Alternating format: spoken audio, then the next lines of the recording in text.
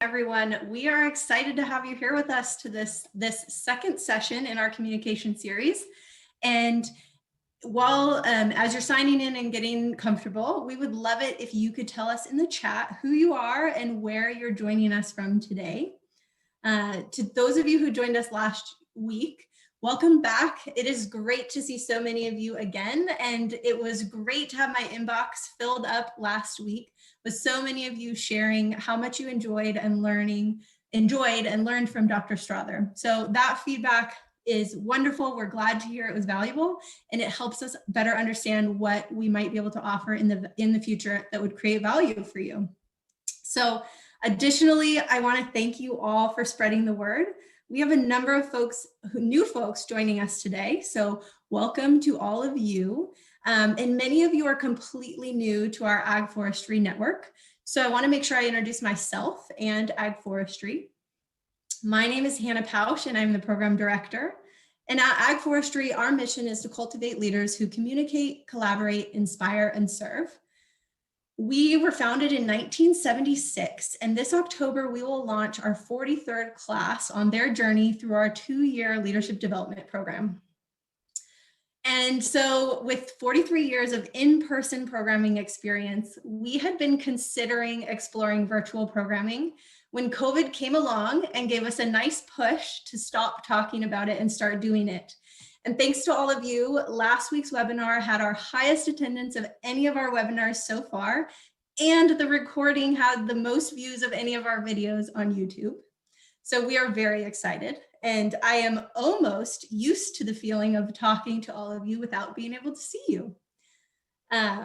So if you are joining us today and you weren't with us last week, or you haven't had a chance to view that recording, I will be sending out the link in an email tomorrow, so you'll be able to see last week's and this week's.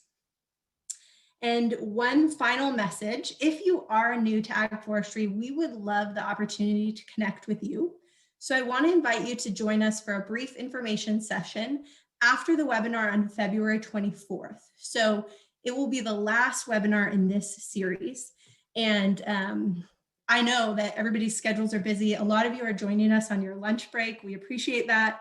And we know that you probably have to jump onto a call at 1 o'clock on the dot right after this. So we wanted to give you a couple weeks planning so that you can just plan to stay on with us for 10 or 15 minutes after that last webinar. Now, I know that you are all here and ready to jump back into emotional intelligence with Dr. Strother, and so I will not keep you from her any longer. Thank you so much, Hannah, and hello everyone. I'm so glad to see all these names and locations showing up in the chat. It's really, really good to be here with all of you. And hey, congratulations to Ag Forestry on your anniversary and all the amazing work that this organization does. I've had the opportunity to get to know Hannah this year and have worked really closely with Matt in the past. And what a great organization. Good people doing really, really important work. So I am excited to spend some time continuing the conversation that we started last week around emotional intelligence. And if you were not there last week, don't worry, we're going to do a little bit of a refresher so we can just remind ourselves of what we talked about and catch you up if you're joining us today. But the reason we are talking about emotional intelligence first in a webinar series that's about communication is that it's really hard to be a good communicator if we're not aware of what's going on for ourselves, if we're not managing the emotions that come up for us, and if we're not really demonstrating much empathy. Those are all critical pieces for being a strong communicator and having really honest and courageous conversations, which I believe is more important than ever. I think right now in our country, all of us would agree that it does not matter where you line up politically, what religion you're from, what race you're from, or ethnicity, culture, background. We have to figure out how we can communicate across lines and across divides. That's crucial. So whether it's in your organization, at home, with your friends, these are skills that I think we can all apply. And I am learning right along with you. So believe me, it's a learned skill, developmental skill for me as well.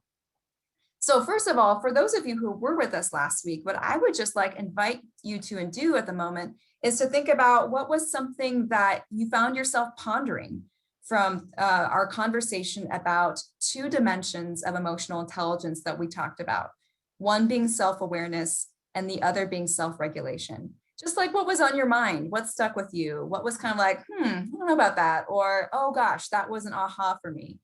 In the chat, if you would mind just sharing very briefly something that stuck with you.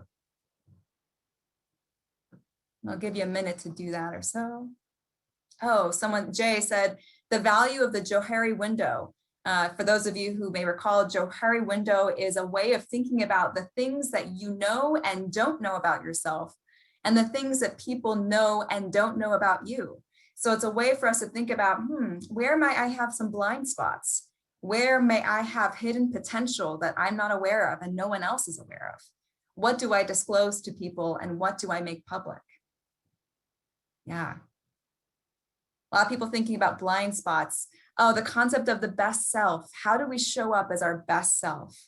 And I know that we all have edges, right? Like I tend to think of the tree analogy of like, I am rooted in who I am. My roots are, it's like my core way of being, but I'm a tree that sways. And from time to time, I can be my worst self, depending on what prompted me that day, what provoked me that day, or what my kid did that day. But I can also be my best self. And when my best self, I show up with my best values, being clear to others. I show up with my strength. I show up with compassion, all those things that I value in myself. But I do believe that we do sway depending on the situation, and we have to be flexible, because no one is the same and no situation is the same. And there's no one right way to be in every situation. Lots of great thoughts coming up here. So one person saying, when negative feelings come up, recognize them as a trigger, and then be able to backtrack to discover what that trigger is and alert yourself. Yeah, such a great point there, Carol, about sometimes when things are happening in the moment, we may not even be aware, first of all, what we're feeling. Sometimes that's later on that we figure that out. But also, what is it that's causing that emotion to happen? What's the root cause going on there? What's the root emotion? And how can we be more aware in the moment of what we're feeling? Because it's in the moment when we can recognize what's going on for us that we have the power to do something. If I only recognize in hindsight, like, oh yeah, I was really angry yesterday. Well, unfortunately, when I was angry and yelling at my kids or slamming things or frowning or whatever I was doing, I'm not able to control that if I'm not aware of it. So these are crucial pieces, and they are absolutely things that we just develop and develop over time, like a muscle. So many good things that are coming out here. Also talking about regulation. Thank you, Allison. So we talked a little bit about self-regulation, which is that fancy word for coping with stress, and to cope with stress in a way that doesn't burden other people. That's not to say that we cannot find comfort in others, or that we should not talk to others. Rather, that we understand that there is a balance, there's a give and take, there's a reciprocal relationship that happens even when we're sharing our stress or our stressful situations with someone else. So many great things. Thank you all for those of you who were able to reflect on that in the chat. So what I want to do is just start by going back to our goals for this webinar series, because I want to remind us all why we're here and what we're working towards. So we are talking about the core dimensions of emotional intelligence. And then we're going to look at these in terms of skill building. So self-awareness, self-regulation, which we talked about last week. And this time we're going to talk about empathy, and very specifically some skills that go along with empathy. And then as we move towards our last 2 weeks, we're going to translate those skills into how to have difficult conversations. Oh my gosh, right? This is the good stuff. And this is the stuff that we avoid. We avoid it oftentimes because we don't always have the skill or the courage, or we may not feel it's the right time, or the relationship, all these different things that keep us from having the conversations that we need to have. So I'm hoping that after this month of webinars that you will feel more empowered to say that thing to someone that you perhaps have kept within for a long time, but needs to be said, or to be able to challenge someone appropriately who may be offending people unintentionally. That's where we're headed towards. So this framework that we talked about, self-awareness, self-regulation, and empathy, we're going to unpack that, this last piece of empathy for the next about 30 minutes or so. And I want to remind all of us that, again, emotional intelligence is that lens through which we see the world. It's that filter, it's the filter, like just like you have for photography or, like cooking, I don't know, but it's a filter through which we understand our experiences. Some people have a filter that's very optimistic and hopeful. Other people like me are a little more cynical, tend to see the world through another filter because of my lived experiences and because of the way I was raised and my own DNA, right? My nature. And finally, that last reminder before we talk about empathy is that thankfully so, EQ is learned and is developmental, not like IQ, which tends to be more stagnant. EQ is something that we can all grow over time. And so, yes, if this is something you struggle with, there is hope for you, just like there's hope for me. So let's unpack this concept of empathy.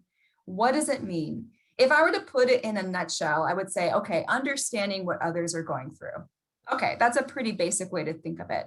But there are interesting nuances to empathy that I really want to highlight for you, especially as my dog is telling me that he needs to get out of this room. So 1 second, please.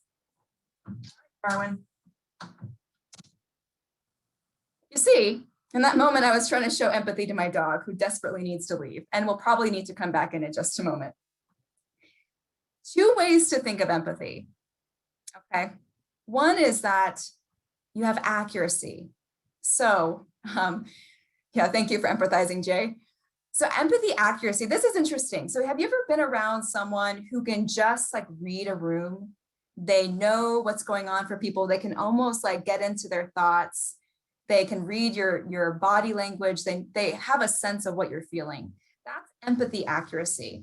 And it's something that it's very developmental. It's like recognizing what's going on for someone. So the thing is that some people are really, really good at empathy accuracy, but they may not have other components of empathy. I almost shudder to say this, but sociopaths are actually really good at empathy accuracy, which is why they're so dangerous. They can figure out very easily how to manipulate and influence people by reading what's going on for them. But the other piece of empathy that's crucial that sociopaths do not have, and by the way, why did I go down the road of sociopaths? Hopefully no one gets stuck on that, but I have to bring it up because we're talking about EQ. What sociopaths do not have is empathy compassion. This is the critical balance of being able to recognize what someone else is going through and to be able to connect with them with compassion, to have a sense of what they might be feeling and feel that feeling as well. Compassion literally means in the Latin, compassion, to suffer with. The ability to suffer with someone. That's pretty interesting, isn't it? So I think about, FBI agents are actually really, really good at empathy accuracy. They've learned how to sit down a suspect in a room and figure out if they're lying, watching things like if they sweat, watching their body language, their nonverbals, their verbal cues. They can figure out that empathy accuracy really well. The empathy compassion piece can be more difficult for people because it's a place of vulnerability. Sometimes to be able to sense what it's like to go through someone else's experience can be quite difficult for people, and it might not feel safe. So let me give you an example. In Spokane, Washington, we have a pretty significant homeless population. If you live here in Spokane, you know that it's a dire issue, especially right now because it's been about 30 degrees or colder during the day in Spokane. And if you drive down the street and you see someone who is sitting by the sidewalk and they have a sign up, empathy, compassion is to be able to even enter into what it must be like for that person, how they must be feeling. You can almost sense that the frigid, the how tight the hands must feel, going numb. You can have that sense of what they're going through. For some people, even to try to put themselves in the shoes of that person can be very difficult because it also prompts something that to do something. I have this compassion, now I have to do something with it. So you may start to understand from this why some people have difficulty with compassion because it doesn't always have a good boundary. Sometimes it makes us feel like we need to do something and we don't always know what to do with that. I'm going to share with you a short video by Brené Brown. Many of you may have read some of her books. She's a very well-known researcher and a social worker by training from Houston, Texas. But she's become very popular because she's taken these concepts that were never really talked about publicly, or at least in a very broad way, like vulnerability and empathy and authenticity, and all these things which are really falling under emotional intelligence. She has brought them to the light in a leadership context. So I'm going to show you this video. Just give me one moment as I pull it up for you.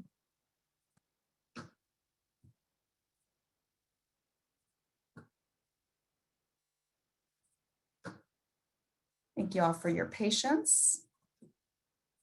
All right. Brene Brown on empathy.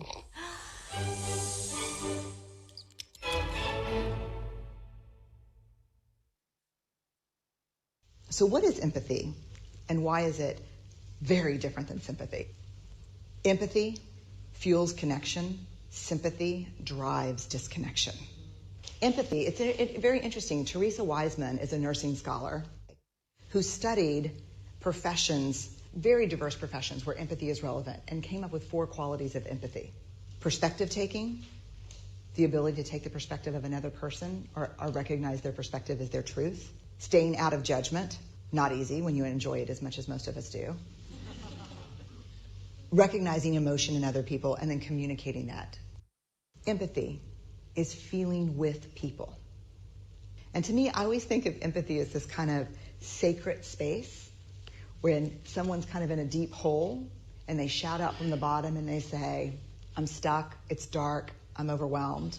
And then we look and we say, hey, you climb down. I know what it's like down here, and you're not alone. Sympathy is, ooh, it's bad, no, you want a sandwich? Empathy is a choice, and it's a vulnerable choice, because in order to connect with you, I have to connect with something in myself that knows that feeling. Rarely, if ever, does an empathic response begin with "at least." And we do it all the time, because you know what? Someone just shared something with us that's incredibly painful, and we're trying to silver lining it. I don't think that's a verb, but I'm using it as one. We're trying to put the silver lining around it. So, I had a miscarriage. Oh, at least you know you can get pregnant. I think my marriage is falling apart. At least you have a marriage. John's getting kicked out of school. At least Sarah is an A student. But one of the things we do sometimes in the face of very difficult conversations is we try to make things better. If I share something with you that's very difficult, I'd rather you say, I don't even know what to say right now, I'm just so glad you told me. Because the truth is, rarely can a response make something better. What makes something better is connection. All right. So I just want you to ponder that for a second. Some of you may have seen that video. It may be one that's fairly familiar to you. And I want to ask you, what intrigues you about what she said? What intrigues you about what she said? So in the chat, if you could just, share some of those thoughts. Does it challenge you? Do you find yourself saying that at least, or trying to put that silver lining around someone's experience? Yeah. Connection is key. Jennifer says, not trying to always show the bright side. Yeah. Why is it that we feel sometimes that we need to do that? Why is it that it feels more comfortable for us to show the bright side and why things are actually okay, or what is okay in the situation, rather than sit with the discomfort that someone is feeling?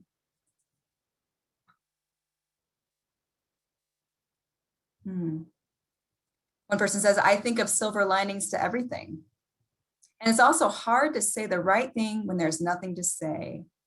Says Gina, really good point. Sometimes we just don't know what to say. There's something really interesting about this piece, which is intention versus impact, a concept that you've probably heard about or talked about in your program.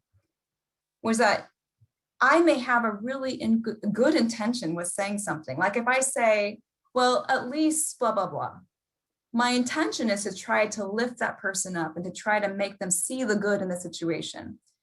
But the impact that I have on that person is very different from what I intended. The impact can be for that person not feeling heard, not feeling understood, not being allowed to feel what they're feeling or to express what they're feeling, because I'm just trying to make it better for them, trying to refocus their attention when really they just want to sit and kind of vent about what might be going on. So one thing to think about going into situations when you're with someone who is struggling, whether it's a family member, child, spouse, colleague, someone, in your network, your church, is how can I show up for them and have a good impact for them? Like leave my intention aside, but what is the impact that I want to have for that person? I want to tell you a quick story, and this is it's a bit of a difficult story, so I want you to bear with me. I was on a call, a Zoom session recently, and we had a speaker for a large group of people. Most of the people in the session were white. The speaker is a woman of color. And the speaker was going to talk to us about Black History Month and provide some history. When she came to the session, she said, I was going to speak on this topic, but I decided not to because I want to let you into the week that I've had. And she proceeded to tell our group about her mother, an African-American woman, who had lost her best friend and lost every single other friend in her church and was now the only mother sitting in the first row at that church where all the mothers used to sit. So she talked about her trying to show compassion and care for her mother. She talked about that week how she had lost, her daughter had lost her father. So this was the woman's ex-husband. So she was trying to comfort her daughter with the loss of a parental figure. She talked then about a situation where she had been doing a training online around diversity, equity, inclusion. And a man in the chat was saying some very offensive things, racist language, things that really pained her. And she said, and no one stopped him. No one checked to see how I was doing. No one pulled him inside and said, look, your behavior is not okay. So she was holding that language, holding what was happening without anyone stepping in for her. And what she said to our group was, I think that many times white people, she said, you all can look at someone like me and look and think I'm strong because I have a title in the community or I'm well known, but you don't really see me and what I'm going through. You may even see just my skin color, but not know what's going on for me in my experience. So it was quite painful for all of us to sit there and listen. There were a lot of tears as we were listening, but we were sitting with it. And what happened, what was very interesting, after the session, there was an open kind of dialogue and people were allowed to ask questions and share comments. And one of the women in this dialogue raised her hand and she began to speak and she said, I just want you to know that I was raised in poverty and I often felt excluded and I often just never felt like people see me. And you know what, like I 100% know what you're talking about, 100%. And here's what I want to say, because now I'm talking to all of you who are here for this webinar.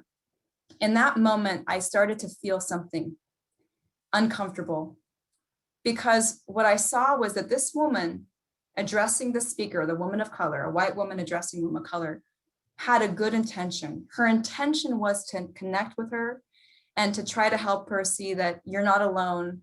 I've been there with you. But let me tell you the impact it had, because right when that woman finished speaking, the speaker, the woman of color, said, you know what? I know that you have a good intention, and I understand that what you're saying is coming from a place of good intent. I want you to understand how your words just impacted me. I'm explaining to you something about my ethnicity. My story is about my race and how through my experiences, I'm not feeling seen and heard. She said, you have stepped in to try to tell me that I should just, or that your experience is somehow like mine. And unfortunately, I don't feel like you're really understanding what I'm trying to say. It was a very awkward learning opportunity for all of us on the call. Again, mostly white people, because I think all of us at a time have felt like we are trying to connect with someone who is going through something difficult. We're trying to find a way to build a bridge with them or to say something comforting, not knowing that our words would actually have a very different impact. It was a learning experience for all of us, and especially for that woman who had spoken up, because it happened real time. You know, there was not a conversation after, it happened real time. And so what does it look like to show empathy to someone who's in something difficult? And I remember there's another person who on that call, when she raised her hand to speak, what she said to the speaker was, "Thank you for being honest and vulnerable with us. Thank you for allowing us to see you." She said, "I can't imagine what that must have been like for you to go through that. And I'm just so glad that you shared it with us today." And that is what the speaker said made her feel heard. She didn't have to apologize for her feelings. There was no sense of trying to make her feel better. It was just, thank you for speaking up to us. Thank you for sharing what's going on. Very, very authentic. And this is something that all of us can struggle with, you know, as how to show up authentically. So I want to talk about a concept with empathy that's coming through here. And to do that, I want to talk through the movie Forrest Gump. So I am assuming, based on the generations that are probably involved in this, that we have all seen Forrest Gump or heard about it, right? I have to say, I was doing a similar program for college students, and when I asked people if they had seen Forrest Gump, it was crickets. No one had seen it. And I almost fell out of my chair. I said to everyone, okay, whatever you do this weekend, please go and watch Forrest Gump, because it's one of the best movies ever made, which I think many of us would agree with. But I want to talk about Forrest Gump because there's a scene in the movie that really gets to what we're talking about right now. If you recall in the movie, there's a woman named Jenny who grew up in a very difficult circumstance. And it becomes clear through the movie that she was being abused. So in the movie, later as she's an adult, she and her best friend Forrest are walking down the road in their hometown. And she comes across the home of her childhood with very, very difficult memories. And she approaches it, she walks up to it. So you can all remember this if you've seen the movie. And she takes off her shoe and she just starts flinging it. She flings her shoe at the house, and then she bends down and she picks up rocks, and she's just flinging rocks one by one, just angry and crying, tears, just all the emotion coming out. And you could see all this pain associated with this house. And you see Forrest in the background. Forrest is standing in the background, and what you notice is that he doesn't try to run up to her and stop her. He doesn't try to say, "What are you doing?" He just watches her, a little startled, and lets her do this, lets her experience those emotions. And then finally she collapsed on the ground in the mud, and she's crying, and she's overwrought. And then Forrest comes and he sits down right next to her. He doesn't say anything to her. He doesn't necessarily even touch her. He just sits with her in that moment. And then you hear, you know, the caption to this. He says, "Sometimes there just aren't enough rocks." And this is such a powerful scene because it speaks to a concept that's very similar to empathy. It's right in line with it. It's called attunement. And attunement is about meeting someone where they're at, emotionally or mentally. It's recognizing that someone is here, and then I'm going to meet them here first. So let me talk about that. I'm going to talk about this from a parental perspective, because I think that many of you may be parents, or you may have grandchildren, you may have nieces and nephews, or someone in your life where you can connect with them in this way. So let me talk about attunement and what it looks like. Let's say a young person in your family says, they come home, they come to you over the holidays, whatever it is, they say, "I'm such a loser." Okay, in the chat, can you tell me what is your most instinctual response when someone says, "I am such a loser"?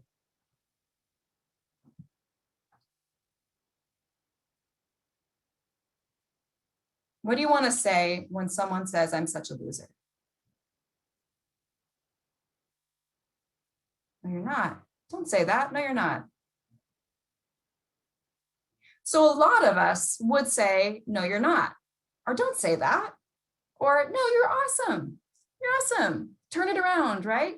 As a parent, as someone close to a child, if we hear them say you're a loser, we don't want them to think that. Our intention is to keep them from thinking that they're a loser, of course. Now, someone asked or said something really, really good. They said, what if you say, what happened? Mary Barton says, what happened? What if we, instead of telling them, no, you're not, what if we inquire into their experience? So what happens when we say, no, you're not, or you're awesome, is that the impact is that we're actually showing that child that we're trying to suppress what they're experiencing. Our intention is good, but they may feel like we're just suppressing that feeling that's going on for them. So to switch it and to say, okay, what happened? Shows we want to understand. We're not telling them that they're a loser. We're just saying, tell me what happened. What's going on? And then the child has the ability to express what's happening. Like, okay, well, I fell down at the playground and I fell on my face and everyone was laughing at me, or I was in class and like someone said I smelled bad and everyone started laughing. Like that's some really difficult stuff to unpack for a child, right? So when they allow themselves to be heard, if we give them that space to be heard, then we can say, wow, that must have been really hard. Or, oh my gosh, that must have felt really, really tough. We meet them in that moment because then they know that the feeling that they're having, that feeling is actually pretty normal, and we can kind of get where they've been. And what I have found is that my child is never in a place to problem solve when they're feeling that emotion. So I've had this experience multiple times. Most of the time when I'm having these experiences with my child, they're in the car. Like I can remember when I picked up my daughter from school and we're driving home and I asked her how the day was. And she says something like this, like, oh, it was awful. Or, oh my God, I'm so stupid. And my mind's like, oh, I'm going to tell her all the things that's great about her. I'm going to change her mind. But I have to tell myself just to inquire. And then she can talk about it. And I find that the most important thing I can do in that moment is to listen and just to, in some cases, like even go deeper, like, like, why do you think that happened? Or, that, or say, wow, I wonder why she might have done that. Or, so what did you do next? So I just continue to inquire. And usually my last question in that moment is, what do you need from me right now? And most of the time, my daughter doesn't need anything from me except that I just listen, which is the hardest thing for me to do. And sometimes I have found it even more important when I'm driving just to reach my hand back out and just to give her my hand, just so she knows I'm there. I have always, previous to learning about attunement, tried to problem solve, like, well, what if next time you do this? Or, I think if you had said this, that would have worked out. And they're never in a place to problem solve in that moment. It's only later when they've been able to kind of regain their balance and sort of soothe themselves. Only then can you really approach that again and talk about it. Like, hey, do you want to talk about what happened? I had some ideas and I wanted to see if we could talk through it, but usually not in the moment. And so that's that piece of attunement, be able to see where they're at. And you can then, you can help them understand why they're not a loser. Like, it's interesting that you say that because, I have noticed that you're actually you got lots of friends and oh my gosh, everyone loves hanging out with you. You can kind of redirect them later, but in the moment, if we're trying to put that silver lining on, they tend to kind of shut down. And it's the same thing for adults. Actually, this is an example with children, but you'll find even like with a coworker, if someone comes to you and says, oh my God, I just bombed that presentation. And you go, oh, what happened? And then they can talk about it. You can say, oh my gosh, that must have felt really, really tough. Like, oh my gosh, that must have been so stressful. And you can say, I'm here for you. Like, is there anything like, do you want to talk about something? Like, how can I help you through that? Just to be there for them And then later on, you can come back to, I was thinking about what you told me, and I feel like there's some things I wanted to say. I want to tell you that I've seen you do presentations and I've seen you kill them. And actually, I am pretty confident that you rocked it, just because I noticed this about you and I noticed this about you and this about you. So sometimes just think about how we in the moment show up for them. And maybe when you can see that they're kind of regaining balance, bring in the things that help them see the different side of the situation, the good that they may not be able to see. So this is that question of how do you tune to people on your team? How do you tune and kind of recognize what's going on for them? And this is a great place in the chat if any of you want to share some things that you have found helpful about having that attunement, showing up for people in a way that has both good intention and good impact. Please feel free to share that in the chat. And while you're thinking about that, I want to bring up an example of someone who I think is really interesting when you think about empathy. So if you have ever watched the show, The Big Bang Theory, feel free to say, yep, watched it or whatever if you have. There's this interesting character named Sheldon Cooper. Sheldon is a professor, or excuse me, he's a researcher, a physicist, and super high IQ. Like I think he went to college when he was like 12 or something like this. And when you meet him in the very first episode, he comes across as a very self-serving, narcissistic, completely unaware person. He's super smart, but has no idea what's going on around him with people. In fact, to the extent that he can't even get sarcasm, like his roommate has to hold up signs that say sarcasm for him to understand that someone is being sarcastic. So you see this character in the very first episode, in the very first season, that someone who doesn't have much emotional intelligence. But all the way through the journey of this show, it's really about Sheldon's development. I mean, that's like the center point of this show is watching this person who's so smart, so intellectual, learn to be more human and more connected to other people. And it really, part of it comes from when he gets a girlfriend, like someone who's actually quite like him, but has, I think, a little bit more ability in this area or awareness in this area than him. And she starts to help him understand that things like empathy are actually really important. And I remember this one show, she was distraught about something, and she was, kind of with tears telling Sheldon what was going on. And he, trying to be more empathetic, said to her, "So you're upset?" And she goes, "Yes, Sheldon, of course I'm upset." And he was like, "Yes." And he sort of celebrated in that moment that he was able to pick up on what was going on for her. And it's such a simple, kind of silly little example of that. But the point is that for someone like a Sheldon, for all of us, we have the ability to strengthen and grow that empathy muscle by trying and practicing things. So I'm going to share a few things that I think can be helpful for you in terms of how to grow that muscle. So first of all, if you're someone who really struggles to read body language, to pick up on verbal cues, just to like reading the room, and believe me, I've really struggled with that. I'm always the last person to know if people are dating. I can have a couple in the room and they've been dating for like 2 years and everyone else is aware of it, or they just started dating and someone's picked up on it. I have no idea. I can be really clueless when it comes to stuff like that. So this comes from someone who's had to work on this quite a bit. So if you want to grow that ability to recognize what people might be experiencing, one thing to do is just notice someone's body language and then say, "I noticed this. Is everything okay?"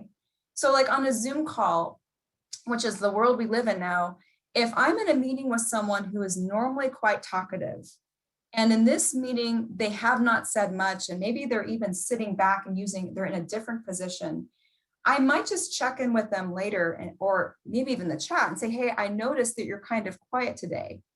Is everything okay?" I may not be able to pick up on what's actually going on. I may not be able to sense if they're angry or sad or upset, but I may see a difference from where they normally are and where they're currently at. And just by saying, "I noticed a difference," you can invite them to share what's going on. And every time someone gives you some information, like if they said, "Oh yeah, well, I'm really upset about what we're talking about because we just talked about it last week and I thought we already agreed. So I'm not going to say anything more. I'm done." what you're getting from that is data. And that data is informing your understanding of people's body language. Like, so now you know, oh, okay, when this person stops talking or when they lean back and they fold their arms, that tells me that something's not right. It gives you that data. Paraphrasing and summarizing what you hear. I have to do this a lot because I find that I'm not the greatest listener. And so I have to often check in. And so like this morning I had class with students and we were talking about some things related to strengths and to core values. And in some cases, when the student would say something, I would want to make sure I really understood it. So I said, okay, I'm hearing you say that the value of nonconformity is really important to you because of the way you were raised. And it sounds like this is something that you would not want to negotiate on. And did I get that correct? All I'm trying to do is capture what I heard and put it into a way that helps them know that they've been heard, but also allows me to process it better. It's a really good way of kind of keeping everyone on track and also, again, showing that you're listening. And then this is kind of where we're at with Sheldon too, is if you're really not sure that of what you're seeing, like you see something, like let's go back to that Zoom meeting and someone's got their arms folded, they're sitting back, they're quiet. You can guess. Sometimes you may want to guess what someone's going through and just check to see if you're correct. Like, hey, it sounds like, or it seems like you're not very comfortable right now, or it seems like maybe you're not in agreement with this. Is that right? And of course, in the right setting, you may not want to say it necessarily in front of the whole group. It might be like privately. But just to be able to check what you're sensing and to confirm if that's right, that's another data point that you get from someone. Okay, if you think about that old show, Columbo, remember that old detective? I never watched it, but my dad, who's 82, who now lives with me, loved Columbo. And this was this detective who was always kind of like, well, I'm not really sure if I got this right, or I maybe not get this. I'm not sure about this, but it sounds like. So he had this very kind of tentative approach, this very sort of reluctant approach, but it was a way of just checking to see if he was on the right track. So this is kind of a way to put your foot in the water and just see where you're at, just like Sheldon did with his girlfriend. So then we talked about accuracy, but what does it look like to have compassion? Oh, this is the hard stuff, because this takes more vulnerability, and it takes more vulnerability to be able to sit with feelings that someone else might be feeling. One thing that you can do is think about someone who really makes you feel heard, someone who listens really well, and model that behavior. One of my best friends named River is an excellent listener. What makes me feel heard with her is that when she's listening, she never interrupts me. She'll nod her head at times, so I know she's still with me. And then when I'm done speaking, she doesn't just jump right in. She actually usually takes a couple of seconds and then sort of responds to it. And never in a way of like of the silver lining, or never of like trying to counter my experience with something different. It's always just like expressing interest in what I'm feeling and asking follow-up questions. So she is someone for me that has been that model. And I invite any of you to think about who that might be for you. One thing you can also do is reflect on someone you love. Like if you're about to have a tough conversation, one in which you're like, I don't have a lot of compassion right now. I have to have a tough conversation with someone about their behavior. I'm actually kind of ticked off about what happened. But you still have to have that conversation. You're like, how do I get that compassion for this person in this situation? Think about someone you love deeply. And there's a study that shows that the association you have with that person in your mind will help you when you have the conversation with this person before you. Look people in the eyes. This is a great way to show that compassion, to be able to connect, because it's really through the eyes. It's the lens to our soul, to make people feel heard and to connect with them. Curiosity. And this is something that I think I have unpacked more for myself later in life. I certainly had never even thought about being curious as a young adult, but the ability to say, like, can you say more about that? Can you tell me more? Because if I'm not able to understand someone's experience in the first sentence they say, or the first way they describe it, and I want to understand better, maybe they can tell me a story or give me an example that can help me understand it more deeply. This has been really crucial for me with conversations about race and ethnicity this year. I happen to have a daughter who's a woman of color. She's half Kenyan, half white. But that does not mean that I have any sense of what it's like for African Americans in our country right now. And the best way for me to understand that is to really sit and listen and ask good questions so I can get a sense of, what has been their lived experience, for me to think, how has that been different from mine, coming from a different place. It's also great to bring assumptions and bias into the open. And I think this is hard at times because we have to be able to say and recognize what our biases are. I was giving a presentation on Saturday about gender and communication.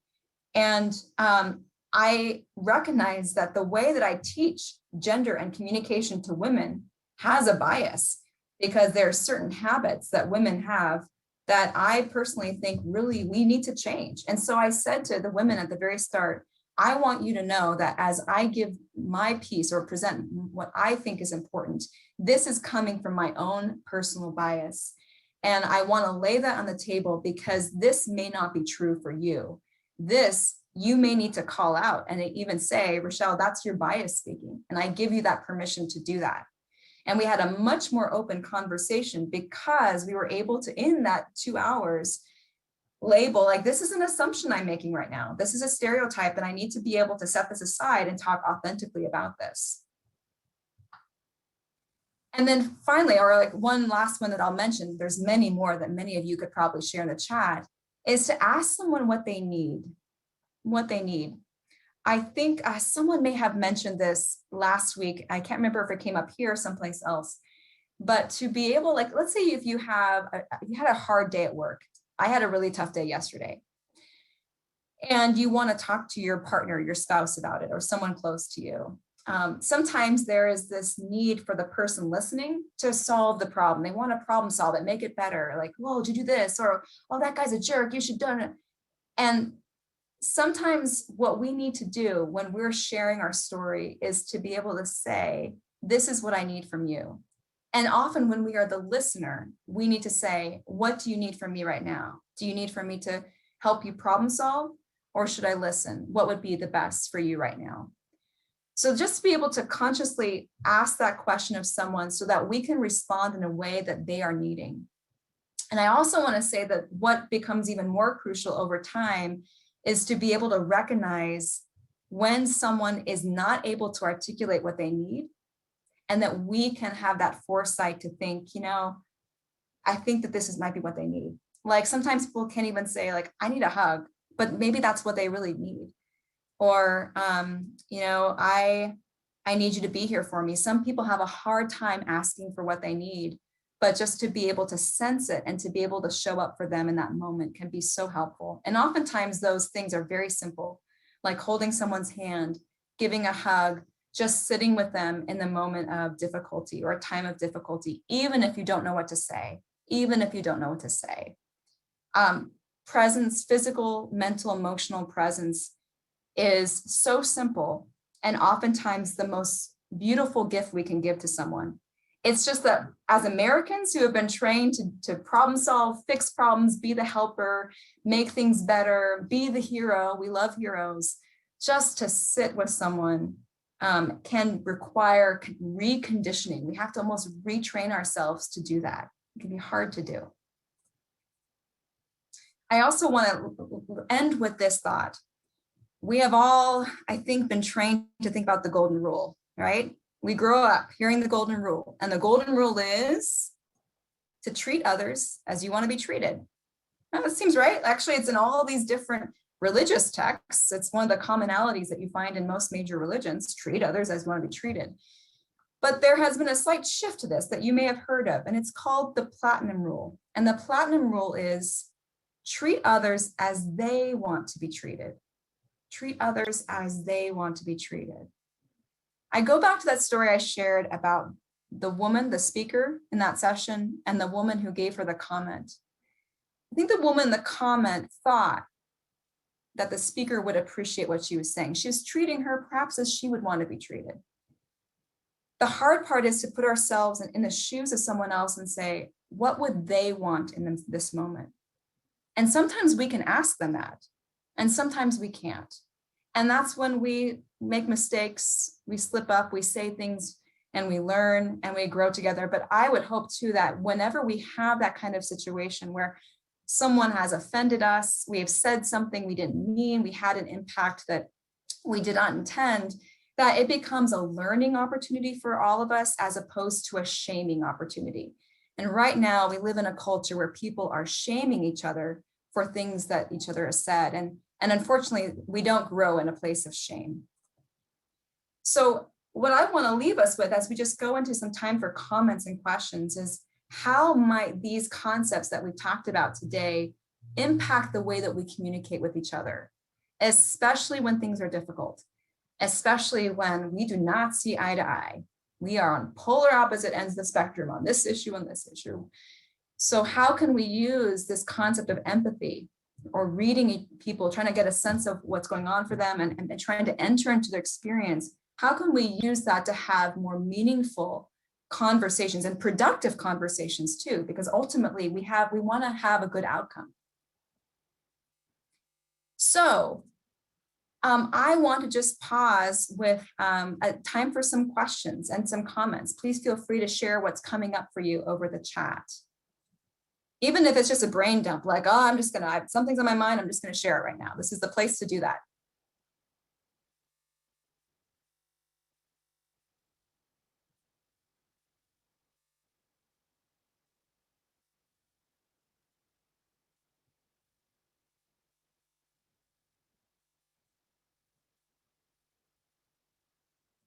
Karen Sheehan had a great point that it seems very much like the Socratic method. Yeah, well, being able to ask really good questions too it's a good life skill. And the Socratic method, I think, is rooted in curiosity. It's a great thought. Sarah has a great point about a question about thoughts about overcoming compassion fatigue. Yeah, this is so that the idea that if we are always feeling the feelings of others, it gets pretty tiring. And some of us really struggle with boundaries. What I would want to leave you with is compassion is a really good thing. Empathy, compassion is a good thing. What might else be going on for us that makes us feel that we have to save people, that we have to problem solve for them? What might be going on for us that's prompting us to spend more energy on someone else's experience than perhaps on our own? In some cases, when people have compassion fatigue, they get so focused on the other person that they forget to ask themselves, what's going on for me? What's going on for me? And I've seen this happen. I mean, it's like burnout is a real thing. And often with burnout, it's constantly focusing on the needs of other people, but not tending to your own needs. And so we have to get to a place where we can say, wow, like I am tired and I need to be able to step back. I need to be able to turn off my screen. I need to be able to put my phone away if that's what's causing me this fatigue. I need to be able to take a couple days for myself. Most of the time, we need to have that consciousness to create better boundaries for ourselves. It's a wonderful gift to be empathetic and compassionate. And it requires a lot of self-awareness to not let it burn us out. Thank you so much for bringing it up, Sarah. There's lots of great things in the chat. One thing, so Shannon says, I want to brush on is it's how difficult it is to approach someone with a question or issue and they are noticeably busy and you don't want to interrupt them. Yeah, that's a great point. Like sometimes, you have something going on, or so you have something that you want to ask someone and they may have something going on. And first of all, it's really good that we notice those things because some people don't. I had a colleague who would just come into your office and just sort of assume that you had all day to talk to him, and he would take up space. And he's a great person, but never really cognizant that people had other things on his plate, on our plates. So to be aware that someone, it may not be available to speak is a good thing. And then just to be able to check like, hey, I know you've got some stuff going on. I wanted to ask you a question. Is there a good time where I can come back? Or can I get on your calendar to be able to chat with you? It's just a way of giving them an out in case they really do have to focus in that moment. I hope that's helpful, Shannon. Thanks for bringing that up.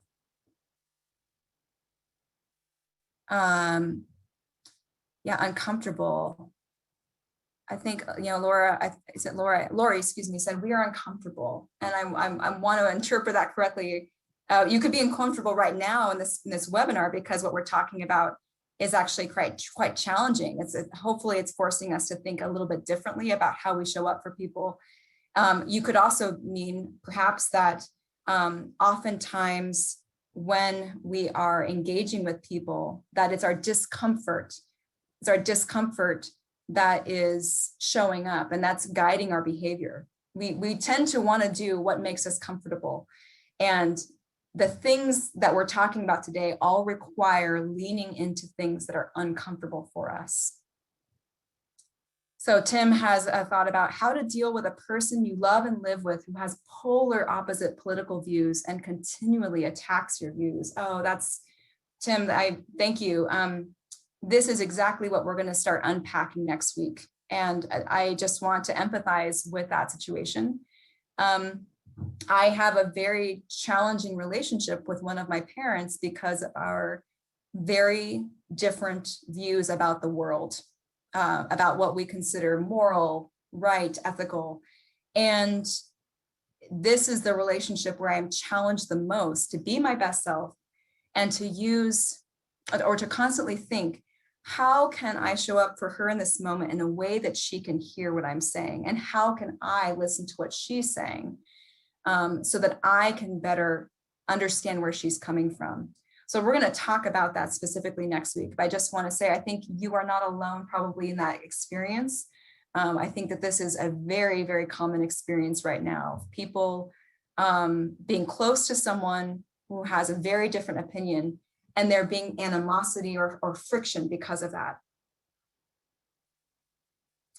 And Sharon has a great thought about, sometimes when things are really tough, it's good to set aside time for both parties to remove themselves from emotions. Oh, such a good point. Such a good point. That's another thing we're going to talk about is the timing of when you have a difficult conversation, that sometimes here and now is not the place, even as much as we may want to just tackle that issue and not avoid it. But there is a timing that needs to happen and a place for people to be truly open and ready to have that conversation. Thank you so much for bringing that up. So there's so many great things that have been brought up in the chat, and I want to appreciate all of you for that. And recognize that, yeah, today's conversation is not a simple one and it is not comfortable. And I want to thank you for leaning into this conversation and for engaging in the chat, because this is really helpful for me as a presenter to feel connected to you, even when I cannot see the video and see your facial expressions. And it sounds like we all have some things that are really on our minds right now about how to engage. So I hope that our conversations about emotional intelligence have helped. Again, self-awareness around our emotions, our thoughts and behaviors when we're experiencing them. Self-regulation being how we cope with stress in a healthy way without burdening people. And then that empathy of how do we recognize and have compassion for what people are going through. So remember, this is all learned. It's all developmental. Give yourself a lot of grace and a lot of space, and forgive yourself when things happen. Forgive yourself. I know I've had to work on that quite a bit. Otherwise, I can't sleep at night because I keep having anxiety over the things I said that day and, oh, did it come out the right way? But we got to give ourselves grace to learn and grow. Same with each other. So next week, we'll talk about some techniques to have a courageous conversation. And you are welcome to reach out to me at my email if you want to talk through anything. I know there's some things that came up on the chat that we didn't have time to respond to. And then of course, if you want to find more things to engage, even beyond the webinar, feel free to look at our website, gonzaga.edu/lead4life. Thank you so much, everyone. Hannah, I will turn it over to you. Yeah, thank you everyone for being with us. Thank you so much, Rochelle. And we will see you all back here next week, I hope, and continue to spread the word.